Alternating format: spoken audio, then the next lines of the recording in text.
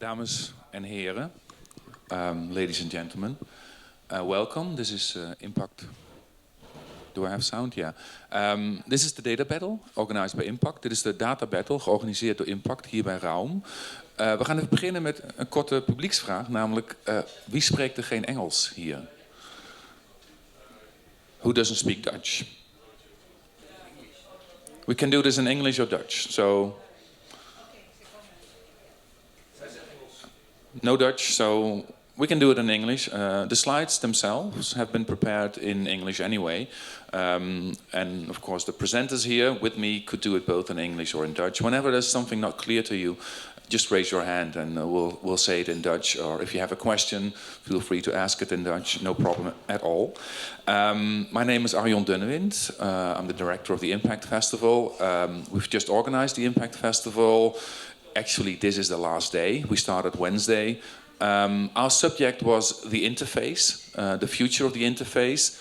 And we are very happy to join forces here with Raum and to merge our program on the interface with their program on data. Let me briefly introduce the guests to you, if I can find the clicker. We have as a speaker today Boyd Rotgans over there. He's an interactive designer, developing tools that give body to data. Then next to me we have Klasien van Zandschulp. She's an interactive artist. And then here's Sander Veenhof, hands-on futurist. And Sabrina Verhage over there, augmented reality and virtual reality artist. This data battle will have 4 rounds on various topics. You could say that each topic is kind of the speciality of the artist that will first talk about it. And the first talk is a bit longer than the other ones. The first talk about the topic, for instance, in round number 1, about machine learning and artificial intelligence, will have a starting 5-minute presentation by Sabrina in this case. And then the other artist will respond to that. What we'll try to do is give you kind of a balanced overview of the pros and cons of these technological future developments, the perspectives that they offer, the chances that they give us, but also the risks, the pitfalls.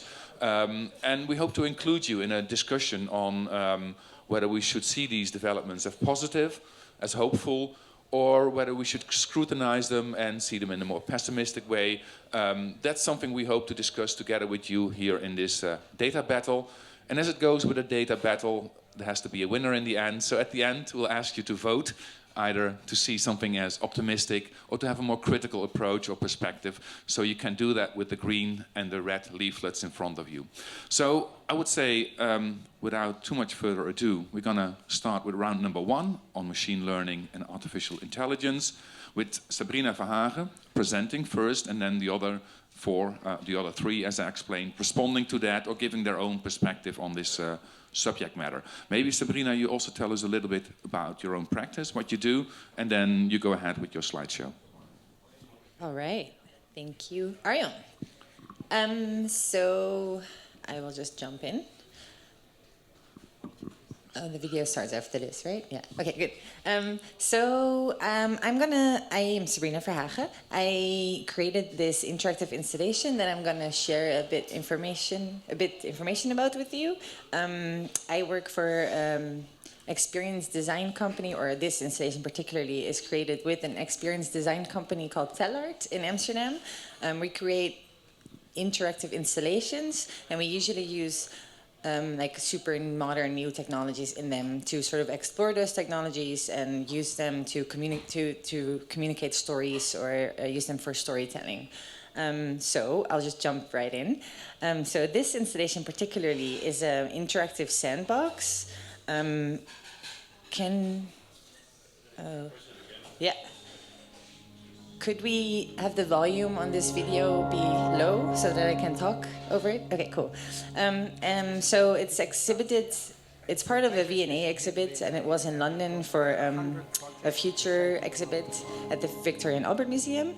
And the table is so that when you move the sand, the map changes with it. And now what we used to, you will see it in the video, it's kind of hard to explain. What we used to make this happen was machine learning.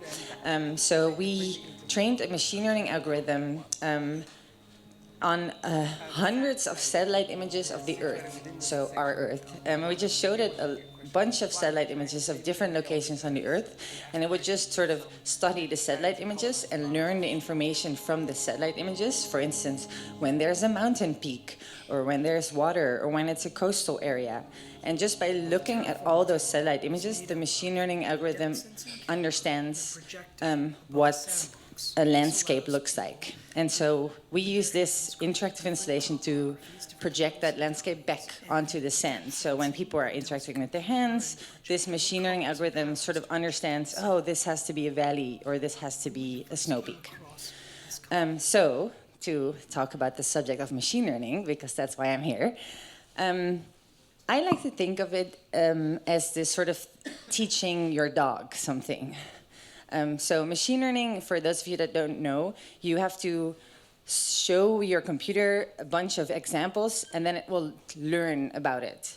It's kind of like teaching your dog, right? So your dog is sitting here, you wanted to teach it to sit, so first you show it how to sit. So you like push its ass down and like sit, and you say sit, and you give it a cookie, and then you do it again, sit, cookie, and you keep repeating it, and you have to show it what sit is before it understands what sit is.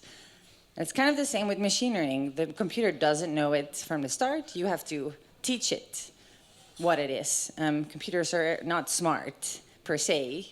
We will make them smart by teaching them exactly what it is. And it's not easy. You have to have a lot of repetition, like training your dog. It's not easy. It's not something that just comes automatically. You have to put a lot of effort and time into it.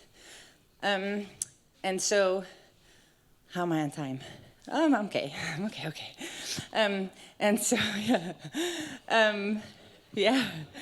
And so, what happens is that because you have to put so much time into it, and I'm referring back to the table that I showed you before, we had to train a computer for, if I remember correctly, like 12 hours straight. And so that means that the computer is thinking 12 hours straight, just looking at satellite images and then learning and understanding.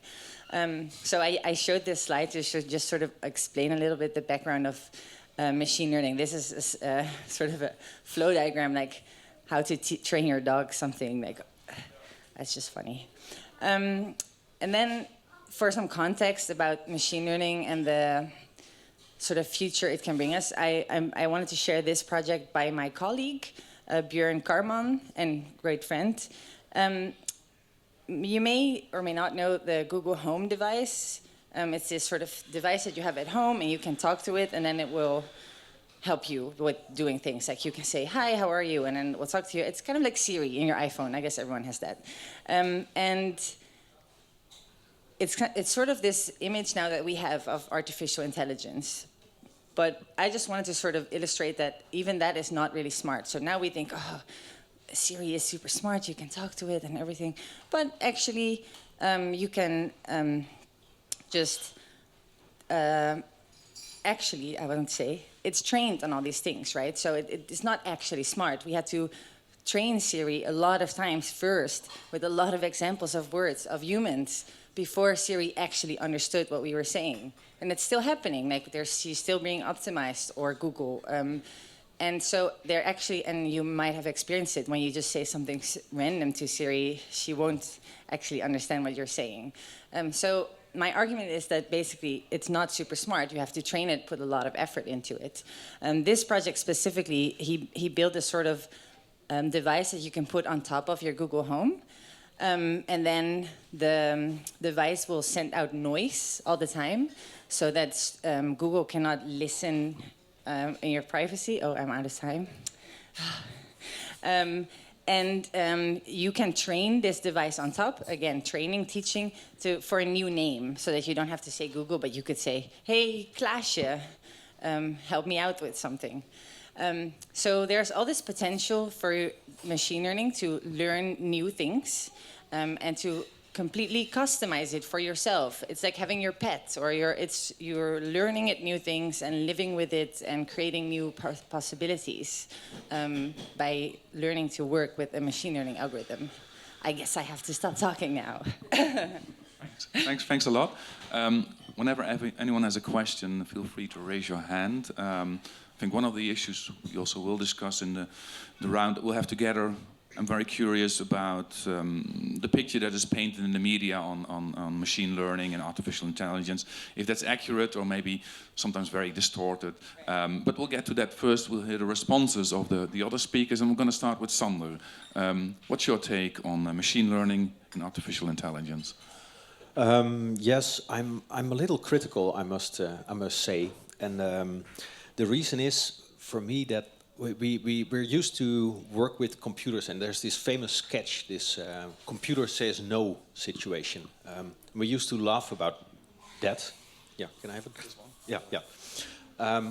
But we're going to see that a lot in the near future. But when we are just meeting people, we're going to wear these kind of augmented reality wearables, and they're going to say to us what we need to do.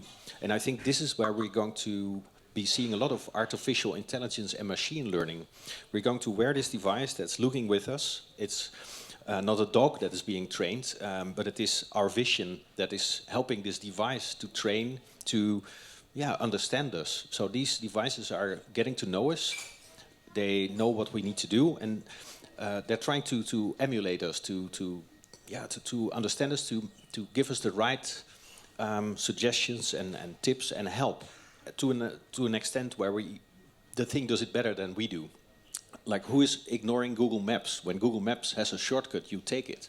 So I'm afraid we're going to wear a wearable that's always saying to us what is the best option, and it will be very hard to avoid because it will be so good.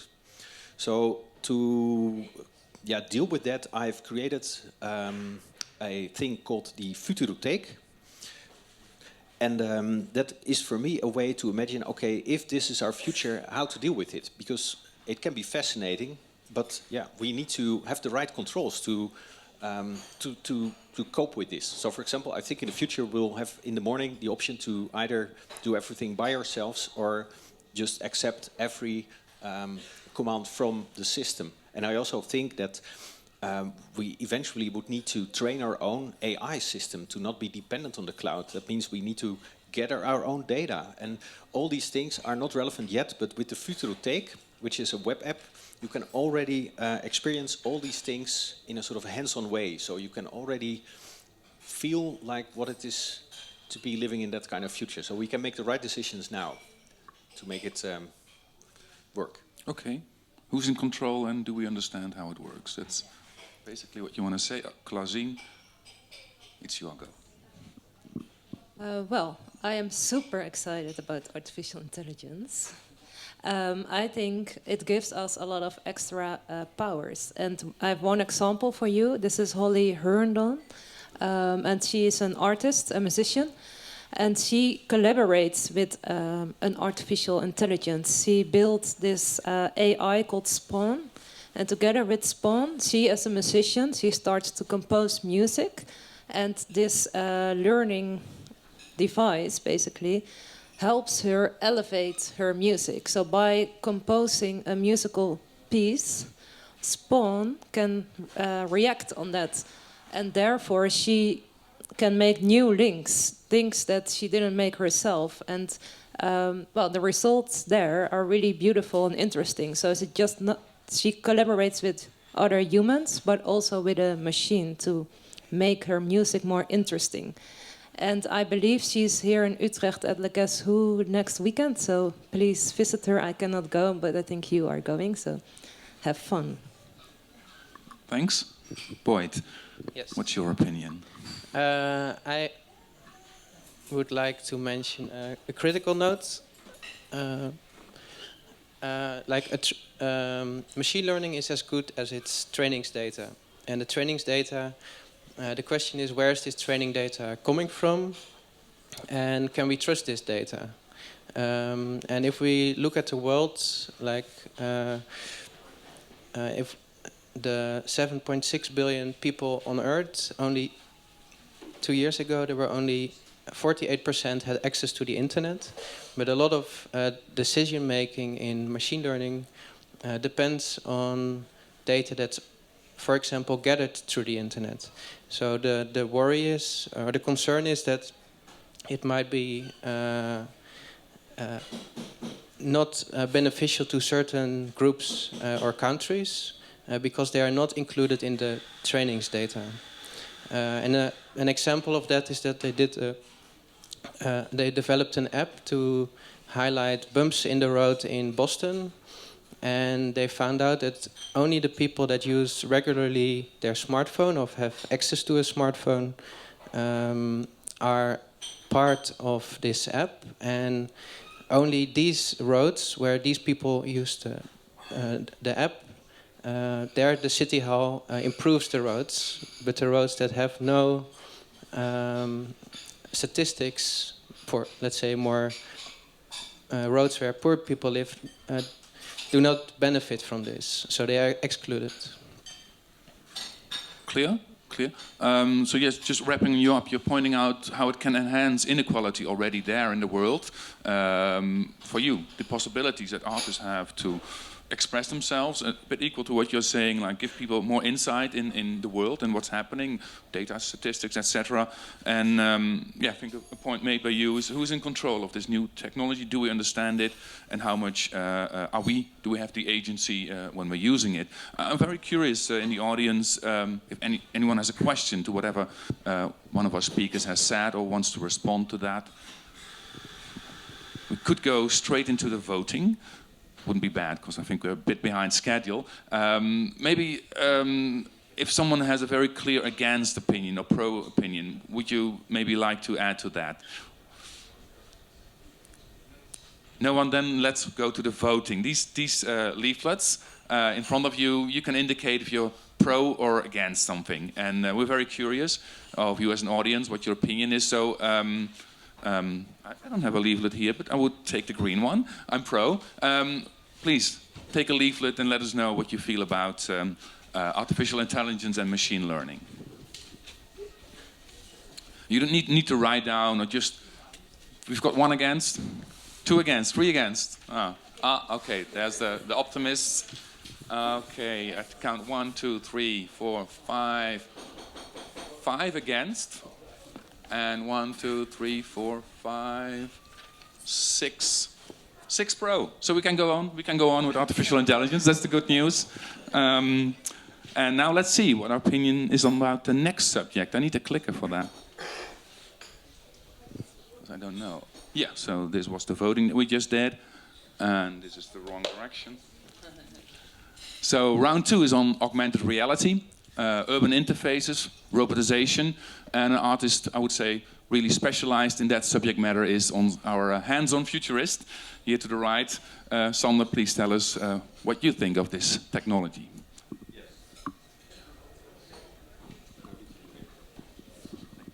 Yeah. Yes. To start my my talk, I would like to show one video. And you might think you know it, but it's a little different, and it's this one. Let's play it. It's about augmented reality glasses. Let's try it again. There is sound with this one, and it's quite crucial. So let's have sound and do it again.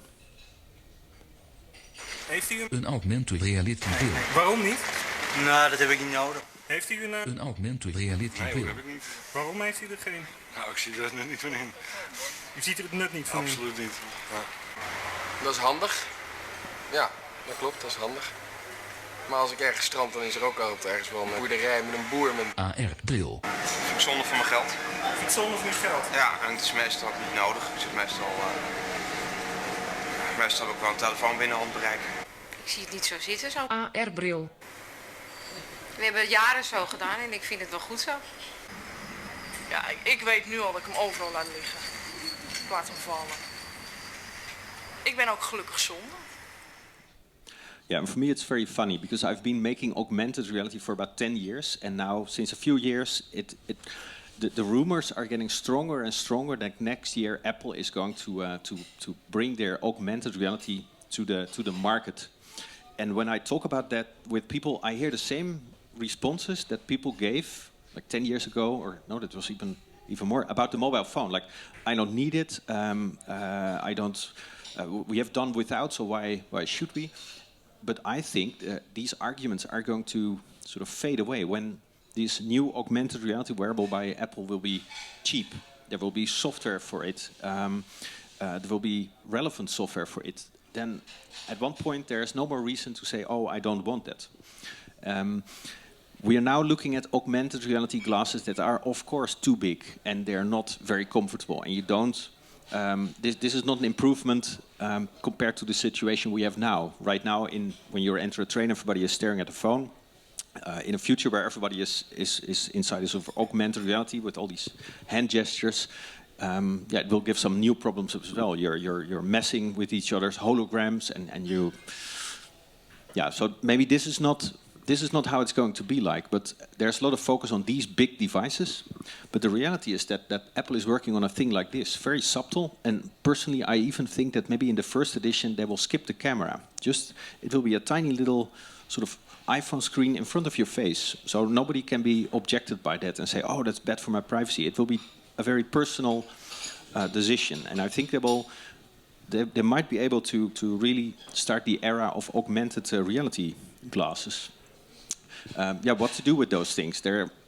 If you look at the patent filings, you can get a glimpse of what our future will be like. So when you cross the street, this device will warn you if a car is coming, and that's, by the way, a Apple patent, so all the other people with other glasses will have to do it by themselves. There will be a sort of new digital divide, but here, an augmented reality glass that's observing what you see and giving you back the right decisions. And when you go shopping, of course, you're wearing a lot of these sensors, so these devices will also know how you feel about things, and they can point you to the right products in the supermarket based on what you actually need, what your body needs. And this also brings me to this topic of robots. That was part of my task in this field. I think we're going to be the robots of the future. We don't need to think about these machines that do things. It's going to be us. We're going to be the robots. And it's very different compared to the situation we often see depicted in these concept videos. A do-it-yourself world, it's going to be great. Which is a pity, because I think there's a lot of potential with AR. For example, this is a situation, if you look into a mirror, you could swipe and have not just a face filter, but we could all be walking around in a fully customized world. But there's a reason why that might not be happening, and it's the Apple policy. There's going to be very limited amount of creative apps in the store. Apps need to be useful. They need to have a great experience. They can't have undocumented features. So my point is that it could be great, but it really depends on us. We need to sort of avoid these restrictions of the App Store, and also we need to think of technology not just as a tool that can only be helpful and needs a business model, but let's be creative and make something out of this amazing opportunity of a fully programmable digital world, I would say. Thanks a lot for this bright future vision of augmented reality. But Klasien, what's your opinion on it? Well, my opinion is a little bit more critical on this point. And also specifically on a point that you made yourself about Apple. So there are a few big tech companies that kind of decide on what we see, what we are allowed to see. Like Facebook is now banning the aubergine eggplant emoji because it has some sexual connotations there. If we go towards a world where our content needs to be approved or decided on by these tech giants that all make money by advertisers, I think this is a future we look at through the augmented reality glasses. They're all advertising all around us. And when we look into robotics, this is something that's now being tested in a lot of cities in the States. The delivery robots, because we order so many things on Amazon, online packaging, all these packages that needs to be delivered. So they're now testing robots on pedestrian sidewalks. to deliver all the packages. But this also creates a lot of problems because the robots are kind of taking over our streets. There are people kicking the robots because they are in the way. And now the robots get also part of the law because they need to be treated as a pedestrian. So they get, there's this confusion around law for humans and robots. So are we looking at a future where the robots take over our streets and where we look through our augmented reality glasses only at advertising? What do you think? I think AR has great opportunities, especially from a designer/programmer point of view. It gives a whole new access to interaction with your end user, your visitor. And what is great is that before you had to deal with sensors like a mouse or a keyboard or maybe a depth sensor. But now the interaction becomes way more intuitive, like more close to the interaction we already know from the real world. And recently, Oculus released an update to their VR set where they can do live tracking of their hands.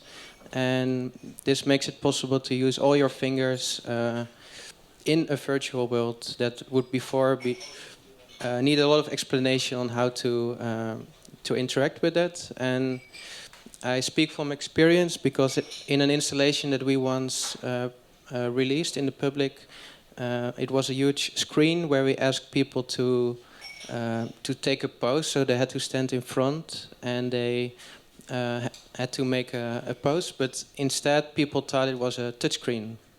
So people started walking to the screen and pinching the wall. So that didn't work.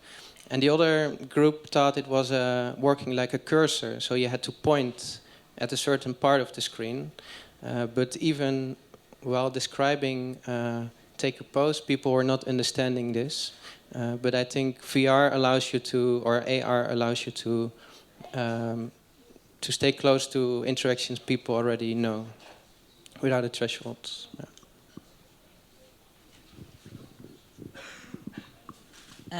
So I have this movie. You can turn the volume down, please. The movie, yeah. So my argument is reality, and I now realize that maybe I should have just shown a movie of beautiful reality.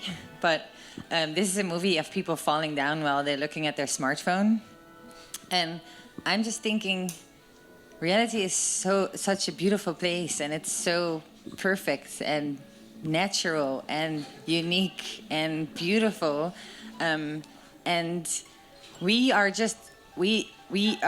evolved to live here on this earth in our reality and interact with reality and be together in reality. And so this whole layer of this digital, in a functional way, I don't think it's gonna add much to. I think we should focus on our real worlds and we can create new things and new experiences, but focus them in reality and let this sort of digital layer that could be in front of our eyes, or let that be maybe for the workplace, or I think there might be useful. But I'm mentioning that we should still focus on reality, on nature and trees and birds and animals and all the beautiful things that reality gives us. Okay. Super. So reality is good enough as we have it. We don't need to augment it. That's, in short, your position. And Sander, yeah, you pointed out the power of the market. I mean, it will come anyway, whether we like it or not. Maybe that's how I could summarize your statement on it. Klasien, you warned for the increased power of the tech companies. And boy, it's the reality or the user possibilities that are increasing, that we as users get so many more possibilities. I've got one question for Klasien maybe, and that's about the robot that you showed. I mean, you could also argue that it's a lot more efficient to transport goods like that. I mean, we don't need a truck anymore. It can be a small unit, robotized unit. So it could be good for the environment maybe. It can also be good that we go to a shop ourselves again and face reality. Okay. All right. Okay. Anyone questions here maybe or comments? Or maybe you want to put your... Yeah, there's a microphone for the audience, so it's coming to you. Thanks. Yeah, I was wondering what your thoughts are on regulating this. What do you feel about regulating all of this by government, and so to what extent? And if you already feel that we're maybe too late with governments regulating, maybe looking at data privacy, using responsible data use and all of that. So, thanks. Good question. Thanks. Anyone who wants to respond? I don't think it's too late, but because some of the things are going to be a lot bigger and more intrusive and more relevant and more intense. So I think, but it is the right time now, and I don't think we even can trust on only regulations, because when you have regulations, you have companies that are going to be very close to the regulations, and they do things that are acceptable. I think we also have a responsibility ourselves as a whole community. We should not just wait for the regulations, and also think, what can I do myself to use the right tools, to have the right influence of these things. But yeah, life is going to be a bit more complicated in the future. That's true. Anyone else who wants to add to that? Well, it's a little bit different argument, but I was just thinking of these. I think in China you have smartphone lanes, sort of related to what I was talking about, where there's special lanes they made for people that are using their smartphone as a sort of top-down regulation. This is the lane where people have to move that are using this technology. And I also sort of thought about the advent of the car. We also sort of gave it a place in society. Now there are roads and you cross them, and pedestrians are here and cars are here. So anyway, from that sort of urban perspective, I can imagine. And I want to add a lane for delivery robots. Yes, exactly, and a lane for delivery robots. Yeah, we can give everything a place and a position in society from a top-down point. Yes. Yeah, and instead of lanes, it soon will be a certain height in the air, because they will be flying. So yes, drones. The problem is also solved. Boyd, maybe? I was just looking at the slide that it was not correct anymore, right? Sorry? We were discussing it's not a good topic. Augmented reality, but it's fine. Yeah. No, I think what you say, it's now the right time to discuss these rules, but I believe that a key in solving these issues are also in developing the right tools to allow, for example, certain parts of information not even to be able to be accessed by anyone else, and it maybe just allows us to read a summary or an abstraction of a data set, where now currently still a lot is pointable to a person. Eventually I think this could be abstracted to more bigger groups, or not individualists or individual. Thanks. My opinion on that, if I can contribute as a totally partial moderator, is we should legislate and tax all the big tech companies and make them do what's good for us. And we need a European Union for that. So that's my. Legislation is not going to come from the bottom. It needs to be organized by our political representatives. So that's my opinion on it. But let's vote. I hope some changes, some opinions change from negative to positive, or the other way around. Please get your voting bullets and raise your hand with it. So this is voting on augmented reality. This is on augmented reality. Yeah, the slide is wrong. Sorry, people.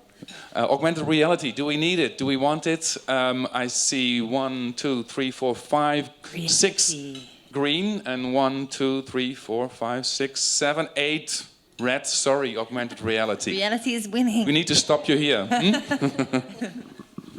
Okay, so the next round is round number 3. It's about sensory design and embodiment, and that's totally the topic of Klasien van de Zandschulp.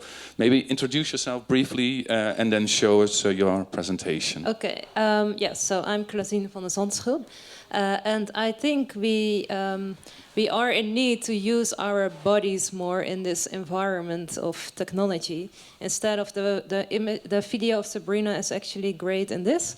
And our body is so full of senses, so why not use it and integrate that more? I'm going to show a project I recently did with Ali Islami, a VR artist, called Sacred Hill, where we are researching just that.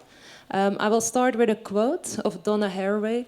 Your body is an organized pile of muscles and bones. Your body is a citizen. Your body is a protester. Your body is a place for violent acts, of loving acts. Your body is online, measured, analyzed, felt, technological, a partly non-human body. Why should our bodies end at the skin? Partly this quote inspired us for this project, which is an exploration of superhuman experiences that researches the role of the body and the mind in the virtual space by creating this as a sacred space, a ritual machine. So basically what we try to do with this project is to expand your state of mind, to find a way how to expand your state of mind in the physical and the virtual space. And therefore also create a new meaning maybe for this virtual space if we want to live more in this technology world. The result is a spatial installation and a VR experience, and also a multi-sensory performance, which includes smell and a one-on-one card reading performance. So first of all, we collaborated with an installation artist to create this space where you already get this, where already the borders blur between the digital and the physical when you enter. So your mind already is changing a bit by just entering this space with a specific smell, and it's kind of this alternate reality where you step into. Then there is this host that greets you and starts presenting you a card reading. And these cards are all include personal stories for your experience, and each card reflects on a specific experience that you will have in the virtual space. After you enter the virtual space, and first of all, you will notice that you will leave your human body behind, which was really, we tested this a lot with people when they have like really the feeling of, now I am in a different digital body, not anymore in my human body, and what kind of interactions can we create that you don't recognize from your human body anymore. And once we also used, just as in sacred rituals, in maybe a drug experience or witchcraft, we researched a lot of also old ancient techniques of altering your state of mind. One is the Taurus, which is the snake that eats himself. So if you are in the experience, you go into different states, but basically you are also eaten by the Taurus. You feel like you are moving, but the space is moving around you. And then, as said, there are different scenes where you can interact with objects differently. You can move objects, or you can change perspective. You can also play with time and slow it down and speed it up. So the full experience is really to create this disembodied experience in VR. We got responses like, I really felt like leaving my body. It made a lot of sense. Meeting this priestess person, reading my cards, elevated my mind. I recognized what she was talking about in my VR journey. And also a lot of people, what was really interesting is that they dreamt about the experience at night. And it was not a scary dream, but it was really interesting for them. So it kind of also got stuck in their unconscious, onderbewustzijn. And now really quickly, another project I work with Senses is called Eta Kitchen. It's a collaboration with Emily Baltz, and what we do here is we kind of make fun of how we use technology by comparing it also to consuming it. And we create experiences where you partly eat and we create rituals with your tech, because our technology is becoming one of our senses, isn't it? It becomes part of our bodies. We created this interactive kitchen that starts to speak with you and creates a recipe specifically for you based on the conversation you have. And now my time is up. Sorry, I cannot finish. I think we're doing pretty good in time. Okay, so. I will just really quickly show we had privacy dances like food that guarantees the most likes on your Instagram photo. And also unfriend rituals where you have to eat first a not so interesting friend cookie, and while eating you scroll through your friend list to find that friend you want to unfriend because you have too many fake friends. And while unfriending, we have the smell of shame that you can smell, and together you can chant delete, delete, delete. So the whole ritual makes it fun to delete friends altogether. This is a picture with IMPAKT at the Bedweter Festival, where we started to do a cocktail party, which is a new project we are now creating called Apothek, where we kind of we become more like apothekers, pharmacists. So we create antidotes for your new social media or technology emotions, like grief for your ex-Tinder date, bad connections, dark secret, a place where you can share dark secrets with each other instead of all the positive messaging. And this one is about grief, and she's crying an Amy Winehouse tear in her cocktail. And the grief is about also emotions we would have by saying goodbye maybe to your Facebook account if you delete it, or I already said a Tinder date that's leaving you. So all these dark emotions, I think a cocktail bar is the best place. That was really the end. Thank you. Thank you very much. I've been in Sacred Hill at the Dutch Film Festival. I think just this weekend you also exhibited in Amsterdam. Is there a new upcoming presentation where people could experience Sacred Hill? I don't know yet, but I'm working on it. Okay. So we have a website, sacredhill.space, so you can check it. Check it out. Boyd. Yes. I think first of all I would like to say I really get inspired by thinking about designing with not only something visual or a bit audio, but including the other senses is really inspiring. I just want to highlight a challenge, I think, especially from a design studio perspective, is that it's sometimes hard to integrate such an embodied design process in how we're usually used to. For example, an experience can be really personal and can be hard to find the right words to explain what you're feeling, and also, for example, combining that with a client or colleagues, like how are you going to convince them what's the right approach or what's the right experience, where all people have a different, could have a different idea about it.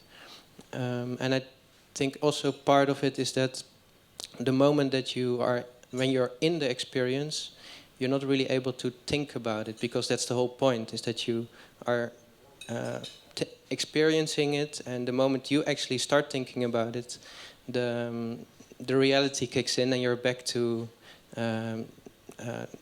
you forget to experience. So that's my worry or concern. Okay. Sabrina, what's your take? Yeah, you need a clicker? Yeah, you can do it for me. It's fine. There's been a lot of research actually recently into using virtual reality or these sort of bodily experiences, not necessarily with virtual reality, where we can analyze and influence our psyche, sort of like the way we feel or the way or our angsten, fears. Things we worry about, and so there's been a lot of research into helping us psychologically or socially with these devices and sensors, and understanding how you're feeling and understanding how other people are feeling, or understanding and like creating more empathy for each other. This is an installation, for instance, where you switch bodies. So you are set up in this sort of technological suit where you feel like you're in the other person's body. So you can see, when you look down at your hands, you see the hands of the other body. And so you look at your own body. It's like sort of having a third person perspective on yourself. And so my argument is that there's a lot of opportunities for us to learn to get to know ourselves in these sort of sensory experiences, also as Klasien was mentioning, and sort of understand ourselves and our social psyche, and get sort of, it's always like a meditative inwards-looking technology to sort of understand how our body works and how our senses work, and become better humans because of that. Okay. to Sonner. Yeah, okay. When I was thinking about this topic, I remembered the movie Strange Days, a long time ago. And at that time, it was a movie about a guy that was putting on a headset, and then he was sort of in a dream world. He was being somewhere, but I think he was also feeling like he was exactly there in his memories.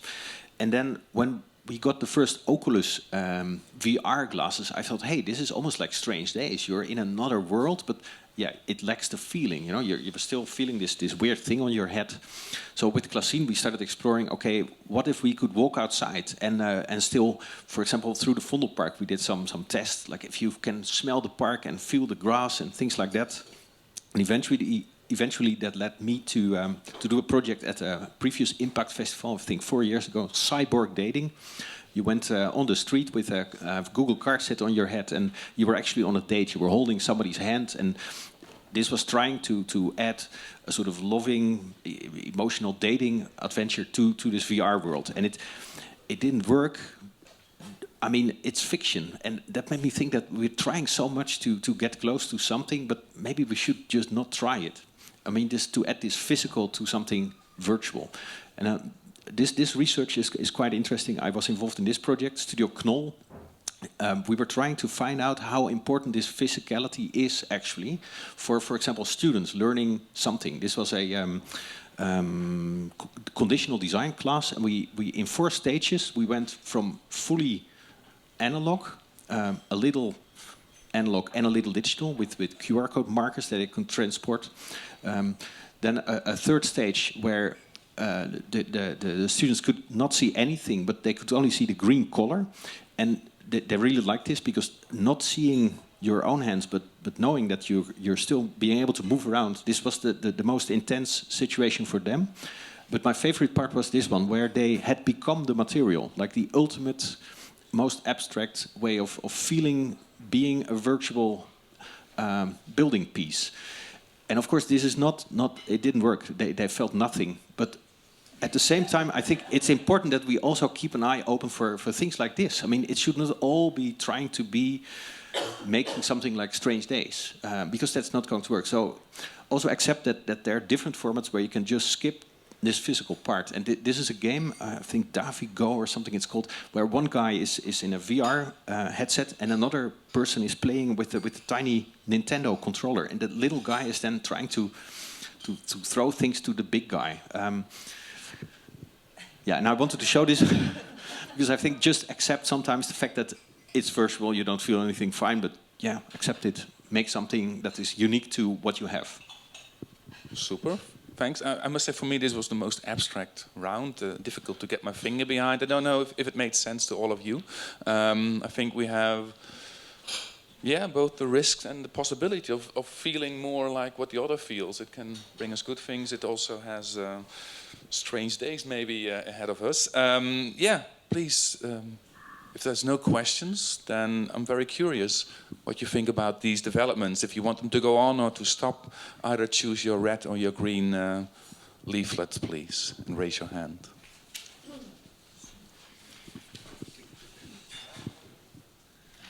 This has... Maybe, are we also voting? Maybe you also take the leaflet. That doesn't really help. Well, maybe you change your mind in this round. Maybe Sabrina convinced you. Okay. No, there's no. Okay. Green, I see 1, 2, 3. Green, 4, 5, 6, 7, 8, 9 green.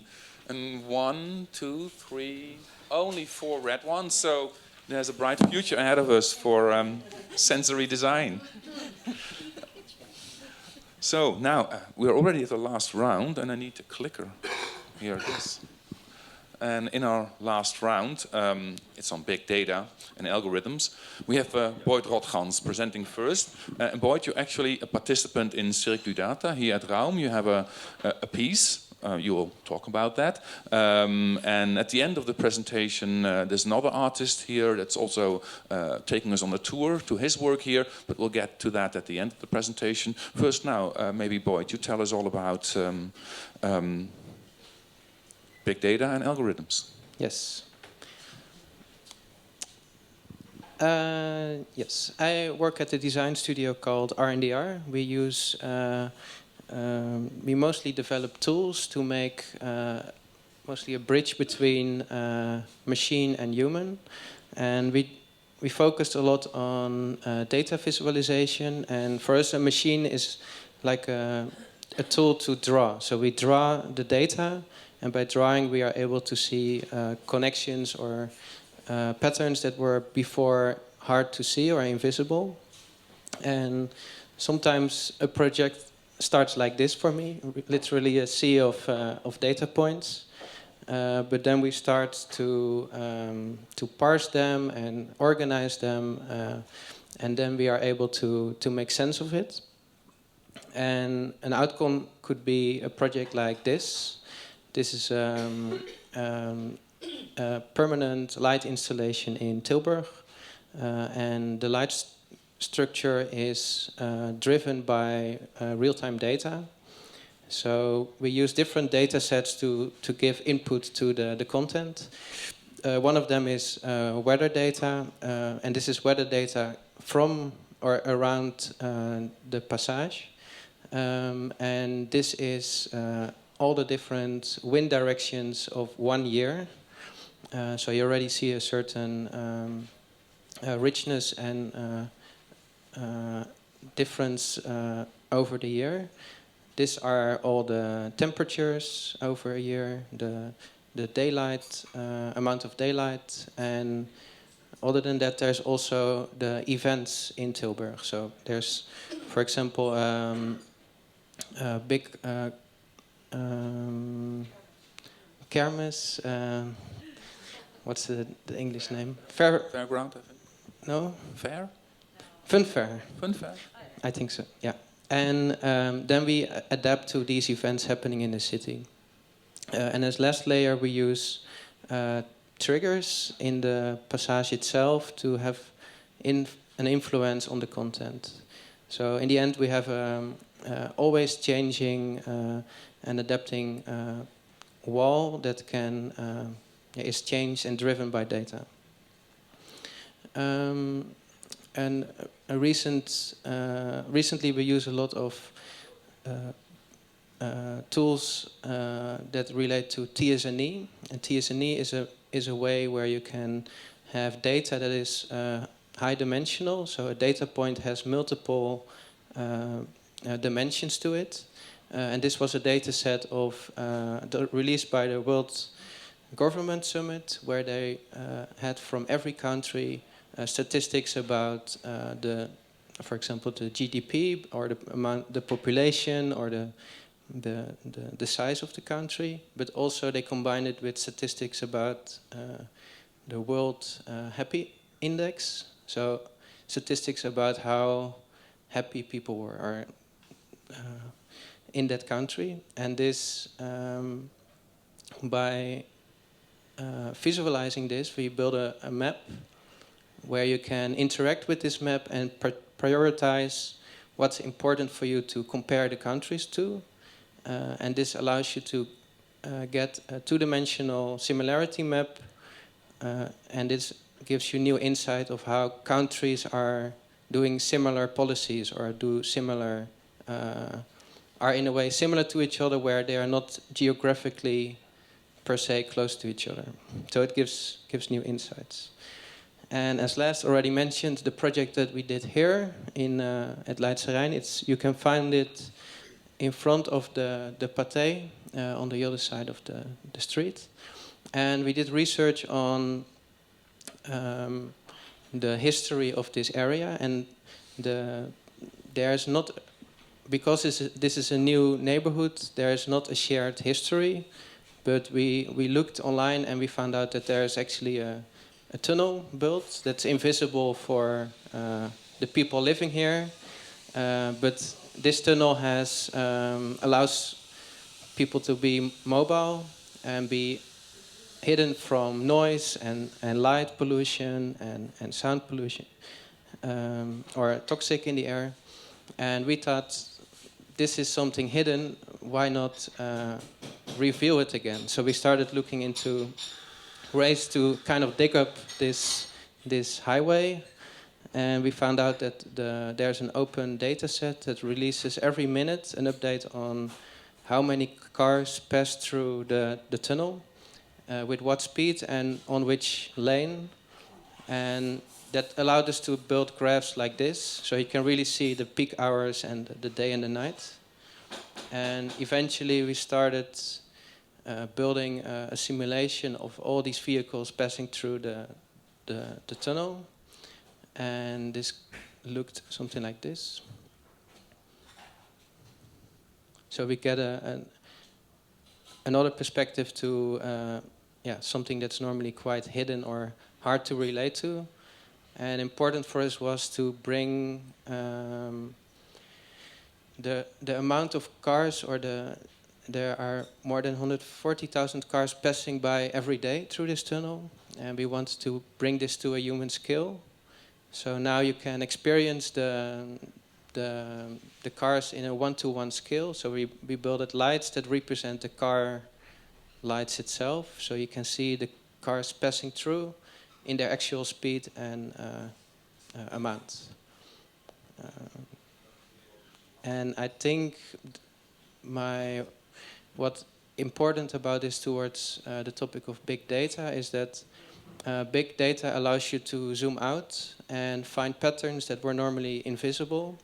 For example, last week we went from summer to winter time, and from statistics they found out that this small hour difference already gives people a higher chance of having a heart attack or having an accident in the traffic. So I think this big data can help us to prevent these things and help people to design the future, let's say. Yeah. Super, thanks a lot. And the installation is still on display. People can see it tonight, or? Yes, it's permanently running, and it's only running till 11 o'clock because there is an owl that has problems with the lights. Okay. So we turn it off. We turn it off after 11. One owl is enough to stop your installation, at least from 11 o'clock onwards. Has anyone in the audience seen his installation? Just a comment. Okay, yeah. There's a microphone coming to you. No, I want to hold it myself, please. Nice presentation, but maybe what I'm missing is like the distinction between like data visualization or also open data government data is not necessarily big data. The definition of big data is maybe a little bit missing here. Maybe we can go into that. How would you define big data then? How do you see the difference? Big data is for me, I mean, not only for me, I think it's data which is unconsciously selected, for example, and in this case you select the data you want to show. And about big data, we are not so often conscious about, like that's what the big companies are all collecting about us. And it's also directly connected to machine learning and artificial intelligence, for example. Mm-hmm. No, I think it's a very valid point, but maybe one of our other speakers will already be addressing that. Because I'm very curious, Sabrina, what do you think about big data and algorithms? Yeah, so I'm showing this visualization that is also based on a TSNE, or that Boyd mentioned, or TSNE that I like to call it. But I wanted to illustrate how algorithms can, out of a really big data set, recognize patterns. Like for instance here, animals are sorted by the way they look, just the way they look in this picture.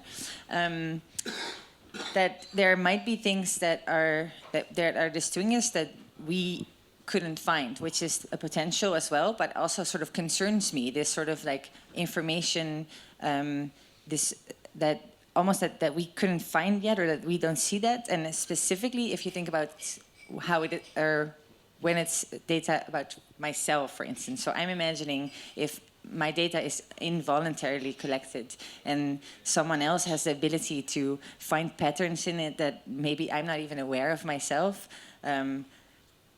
it frightens me a little bit. So the power of this pattern recognition in a large data set, and also who is collecting it and is it voluntary or not, is sort of concerning to me. Like, maybe it will tell me things about myself that I don't want to know. I don't know. I'm concerned about the almost too airy possibilities of having a large data set.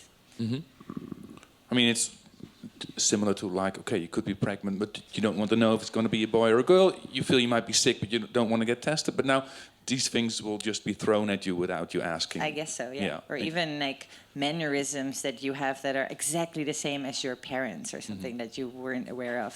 But then some data tells you and you're like, whoa, it's freaky. Yeah. Sander. Yes. Still, I think it's an amazing tool. And I think humans, we just like tools that offer us new possibilities. So when you have something that can oversee such big amounts of data and can define patterns or see patterns that we can't see ourselves, then there's a use for that. And that's also what the companies see, of course. They're using it. And that brings me to the point I would like to make, that so I think there's this benefit. It does not make sense. It doesn't make sense to say, okay, let's not use big data, but yeah, let's do it in the right way. It's once again my approach to this. And I was thinking, for example, Facebook. It's showing you a lot of things on your feed, and it's doing that based on a lot of analysis about you, but also about people that are a bit like you. And so they know, okay, if we're going to show him this, then he will probably be like this other so many million of people, and that's going to be great. The problem is these algorithms, these big data learning mechanisms that we have no clue about.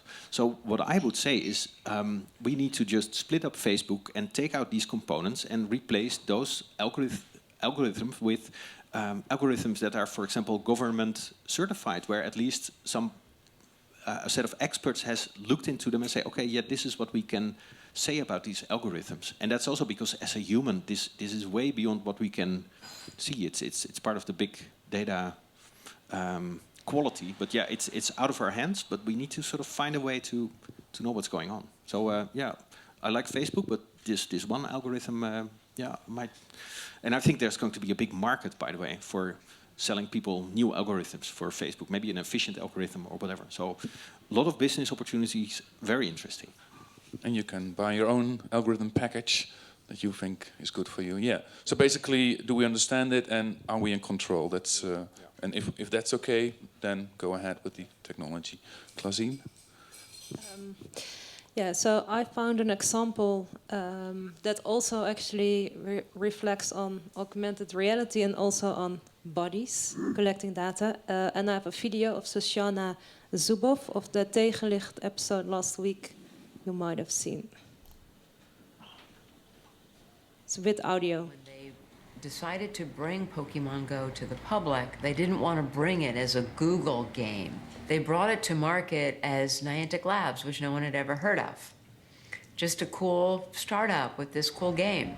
So now we have this Google augmented reality game, and it turns out that the big game that is on top of the little game that the children are playing is a game that precisely emulates the logic of surveillance capitalism. So in surveillance capitalism, in the original version online, we predict the click-through rate, and we sell the click-through rate to the advertiser, who pays to get clicks on their website, clicking through ultimately to the buy button. That's what they're hoping for. Now, in the real world, business customers paid Niantic Labs, the Pokemon Go company, paid Niantic Labs not for click-through, but for the real-world equivalent of click-through, which is called footfall. To actually get real bodies with their real feet into real business establishments so that their feet would go fall, fall, fall, fall, tap, tap, tap across the store or across the restaurant or across the bar in order to buy something. So I could order by Niantic Labs a Pokemon in my ice cream parlor, for instance. All of these establishments, they're buying what are called, here's the term, lure modules. Modules like a gym that lure people to you. Not so that they will come and be happy, but so they will come and spend money in your shop or your restaurant. Starbucks, McDonald's, everybody was making money. Everybody was making money. Niantic Labs was making money, and all these businesses were making money. And the people playing the game had no idea. So they used the rewards and punishment of the game to herd you through the city to the places that were paying for your body. This was the game of Pokemon Go. This was the real game, the shadow game, getting you into a place where we have predicted that you will be, so that our predictions are worth more. If I can guarantee you're actually going to be there, my prediction that you're going to be there is worth a lot more. Yeah, it stops. So this is an example how also your data can be used for commercial purposes. But this was already 3 minutes. So. Okay, no, thanks a lot. Has anyone seen the entire broadcast of Tegenlicht? Yeah? And did it change your opinion on the subject? Well, I was surprised. There's a microphone coming to you. I was surprised. I already suspected it to be like that, but not to this extent. Mm-hmm. So it was kind of a shock. Yeah. You knew it was bad, but you didn't realize it was that bad. Right. Okay. Yeah. Maybe we get back to the question brought in earlier, the difference between data visualization, maybe, data we control and understand, and big data. For me, I think a big problem with algorithms is that, do we really understand what they are doing? How much are we in control? Do we understand the technology that we're using ourselves? Maybe each one of the panel members could also respond to that. Do we control algorithms? To which extent are they calculating things that we don't even can grasp anymore? Yeah, I think a lot of this is in the topic about data ownership, because currently we are even ourselves unknown about who owns, who can access my data, and is Facebook owning my data, or am I still able to remove it one day? These questions are now not really answered, and I think in the future we need to be able to find ways to give the ownership really to the person itself, so they can always choose to remove or contribute a certain data set, and then you are also less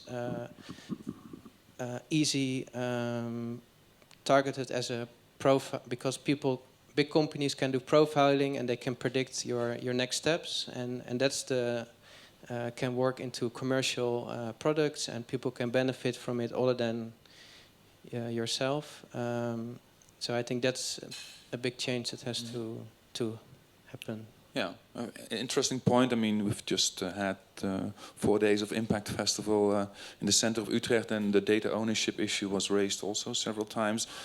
I'm just a bit worried that most people are not concerned enough to bother. And maybe we could find a solution like the donor registration that we now have in the Netherlands, that you, at least as a citizen, are required to choose for a few options which amount of data you want companies to extract from you and use or not. I mean, the convenience that these companies give to you in exchange for your data is so luring for most people. I mean, a lot of choices are made easier, you get a lot of services, and I think most people, without really understanding what they're opting into, would choose to give the data. even if they could say no, and they would get the services that they're used to enjoy and want to keep enjoying. So can we really resist the temptation offers that these companies are making to us?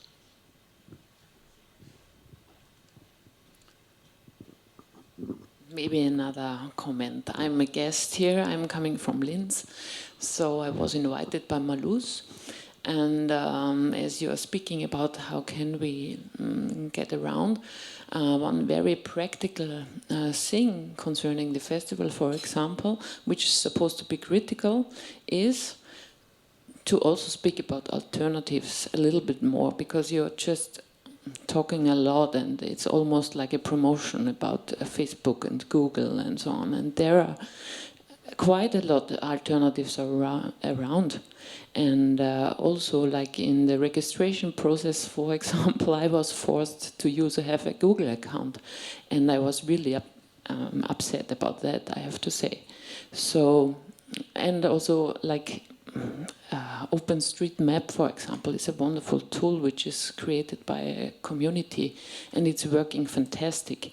So I would wish for your festival, which was, by the way, really great, and I'm happy that I have been here, that you maybe take in consideration a little bit more of these alternatives and also speak a little bit more about those, because it seems like if there is a guest, we're just talking about these mainstream tools the whole time, and these are just in the hands of the big companies, which we try to criticize.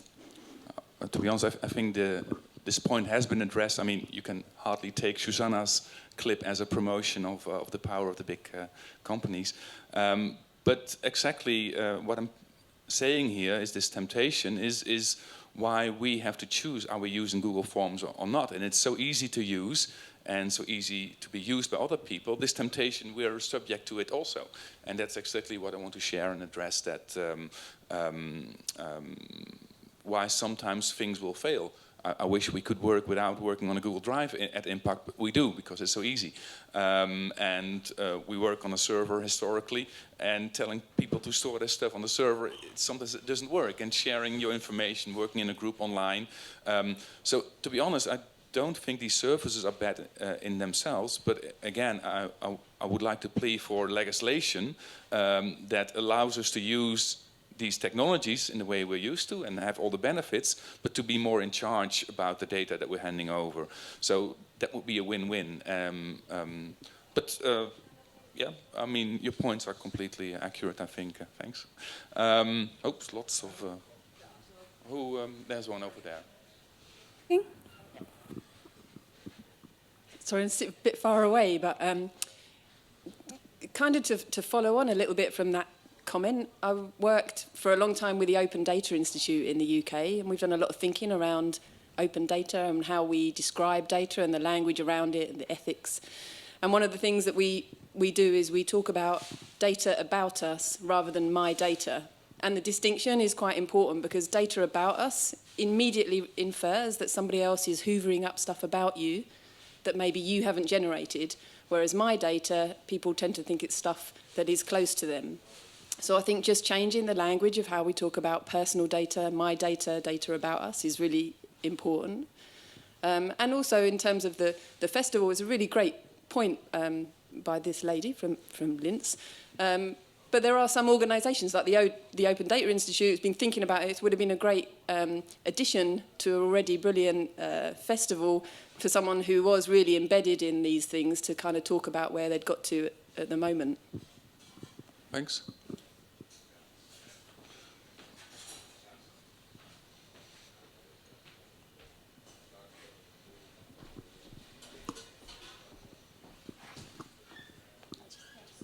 It's easier. Yeah, so it's more of a maybe question or request for reflection on like maybe the risk of turning correlations into basic causation conclusions, like from big data, where basically context is lost. So because, you know, we notice there's like a correlation because, you know, when this increases, this will increase. And very often there's what I see as a risk of drawing a conclusion that there's causation there. Because of this happens, and we don't look at the context. So basically at an individual level, we we are basically influenced by these correlations, while actually they might not apply to us. So maybe you can reflect on that a little bit. Thanks. Is there anyone who wants to comment to that? The first thing I was thinking about is the new problems with bias that we're creating from all these really large data sets. So, and also to sort of answer your question you had before, like, can we trust these algorithms? To sort of connect all these points. Because for me, I feel like, yes, you can totally trust the algorithms, because algorithms, to me, are like kind of stupid. They just do exactly what you tell them to do. And so I think the problem is that they're so stupid and doing exactly what you tell them to do, that it goes so far that if you feed it the wrong data, it'll exactly find patterns in that data, even if the data is wrong. And so there was this helping people. There are so many examples of this, so I'm just randomly thinking of an example. Helping werkgevers, employers find new employees from a data set, and because the data it was trained on always said that like the white male was the best applicant, because reality is that there's a lot of white males currently in good job positions. And so just because the data, the algorithm was fed, showed that, it would also advise the employer to have white males more often, because that's just the data that we feed it. And so there's a bias built into it. And so, yeah, to sort of like, so the algorithm doesn't do anything wrong there. It's just sort of like the reality and the data we feed it that is going to create these, and it's a big problem, and it's really hard to solve it. I don't know how, I wouldn't know how to start solving it, because we also function as humans in our society, and we are biased as well by all the inputs and the lives we lead and people around us. So many variables. Yeah, it's a really good point, and it really needs to be addressed. Yeah. Boyd, Klasien, or Sander? Or we could go straight into voting. Thanks for your question. So, big data on algorithms, is it a go or a no? Maybe we start with the goes for the green, and then the no's, or both of you will be counting as a go. 1, 2, 3, 4, 5, 6, 7 people say go, and I count 4 no's. I think we'll have a future full of big data and algorithm. Maybe you're you're losing from the algorithm. This is the last round. Thanks a lot. We have some final things to say, which is the Impact Festival is still running for one more day. You could go to Impact Center for Media Culture, which is at the Lange Nieuwstraat 4 in the center of Utrecht.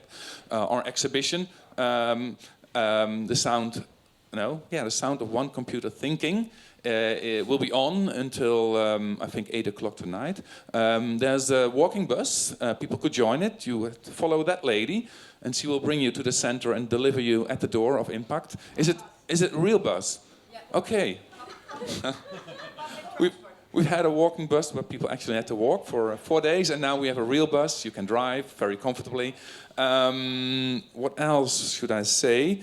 If you're a fan of music and going to Le Guess Who, like Klasien already advertised, next weekend with Holly Herndon and others, with the Le Guess Who pass, you can also see the exhibition even for free at Impact.